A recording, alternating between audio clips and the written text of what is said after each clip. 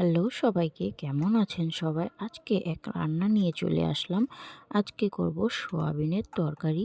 তো দেখতে থাকুন। আজকে আমি করতেছি সোয়াবিনের তরকারি, কারণ অনেক দিন ধরে আমার সোয়াবিন খেতে ইচ্ছা করছে, কিন্তু সেই জন্য আজকে করতে বসে পড়লাম। তো আমি আজকে সবকটা মশলা, যেরকম আদা, রসুন, পেঁয়াজ, এগুলো সব পাটায় বাইটে তারপরে রান্নাটা করব, কারণ আমার কাছে মনে হয় এইভাবে বাইটে রান্না করলে খাইতে ভালো লাগে। চলো আপনাদের সঙ্গে রান্নাটা করি, যাতে আপনারাও দেখতে পারেন যে আমি কিভাবে রান্নাটা করতেছি। তো আমি সিম্পল মশলা যেগুলো বাড়ির, ওগুলো দিলাম। দেওয়ার পরে আমি একটু ভালো মতন কষায় নেব।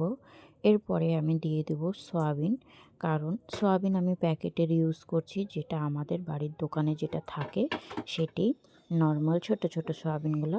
তো দিয়ে আমি সুন্দর করে কষায় নিলাম। আর কষানোর পরে আমার মনে হলো যে এখন জলটা দিয়ে দেওয়া যাক, কারণ সুন্দরভাবে কষানো হয়ে গেছে। তো এবার আমি দিয়ে দিলাম জল। এবার জলটা দেওয়ার পরে আলুটা যাতে সিদ্ধ হয়, তাই একটু বেশি করেই জল দিছি। আর দিয়ে দিলাম কাঁচা লঙ্কা, দিয়ে একটু ঢাকা দিয়ে দিছি।